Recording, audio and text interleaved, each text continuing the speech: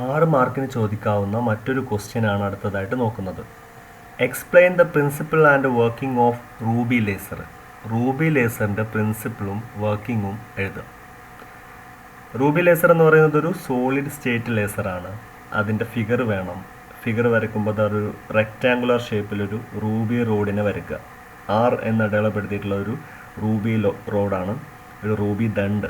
അതിൻ്റെ length 10 centimetre ആണ്, diameter 1 centimetre ആണ്. ആ റൂബി റോഡിൻ്റെ ലെഫ്റ്റ് സൈഡിലായിട്ട് M1 എന്ന് പറയുന്ന ഒരു മിറർ ഉണ്ട്. അത് കംപ്ലീറ്റ്ലി സിൽവേർഡ് ആയിട്ടുള്ളൊരു മിററാണ്. M2 പാർഷ്യലി സിൽവേർഡ് ആയിട്ടുള്ളൊരു മിററാണ്. M2ലൂടെയാണ് ലേസർ പുറത്തേക്ക് വരുന്നതായിട്ട് കാണിക്കേണ്ടത്. F എന്ന് പറയുന്നൊരു ഫ്ലാഷ് ട്യൂബ് റൂബി റോഡിൻ്റെ മേലയിൽ ചുറ്റി വെച്ചിട്ടുണ്ട്.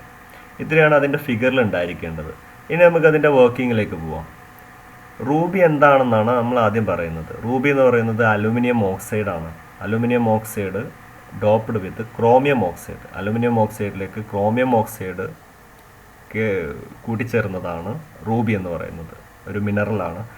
Ruby is aluminium oxide doped with chromium oxide. ഇനി എങ്ങനെയാണ് ഇത് വർക്ക് ചെയ്യുന്നത് എന്നാണ്.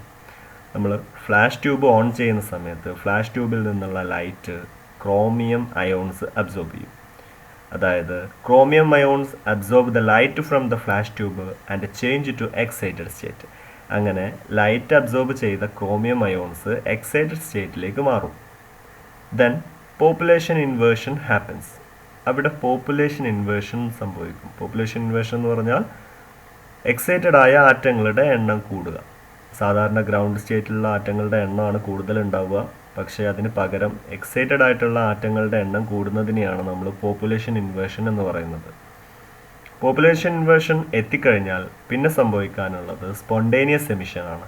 സ്പോണ്ടേനിയസ് എമിഷൻ എന്ന് വെച്ചാൽ എക്സൈറ്റഡ് ആയ ആറ്റങ്ങൾ മറ്റൊരു എക്സ്റ്റേണൽ കോസ് കൂടാതെ, ഒരു എക്സ്റ്റേണൽ റീസൺ ഒന്നും കൂടാതെ ഫോട്ടോൺസിനെ പുറത്തേക്ക് എമിറ്റ് ചെയ്യുന്നതിനെയാണ് സ്പോണ്ടേനിയസ് എമിഷൻ എന്ന് പറയുന്നത്. അങ്ങനെ സ്പോണ്ടേനിയസ് എമിഷൻ സ്റ്റാർട്ട് ചെയ്താൽ കുറേയധികം ഫോട്ടോൺസ് പുറത്തേക്ക് വരും. ഈ ഫോട്ടോൺസ് എക്സൈറ്റഡ് ആയി നിൽക്കുന്ന മറ്റാറ്റങ്ങളെ പോയിട്ട് ഇടിക്കുകയും അവിടെ നിന്ന് വീണ്ടും ഫോട്ടോൺസ് പ്രൊഡ്യൂസ് ചെയ്യപ്പെടുകയും ചെയ്യും. ഇതിനെയാണ് നമ്മൾ സ്റ്റിമുലേറ്റഡ് എമിഷൻ എന്ന് വിളിക്കാറ്. The photons hit on other excited atoms to start stimulated emission. അങ്ങനെ സ്റ്റിമുലേറ്റഡ് എമിഷൻ നടന്നു കഴിഞ്ഞാൽ കുറേയധികം ഫോട്ടോൺസ് പ്രൊഡ്യൂസ് ചെയ്യപ്പെടും. ഈ ഫോട്ടോൺസ് M1 M2 എന്ന് പറയുന്ന രണ്ട് മിറേഴ്സിൻ്റെ ഇടയിൽ കിടന്നിട്ട് റിഫ്ലക്റ്റ് ചെയ്യും. Photons are reflected between M1 and M2.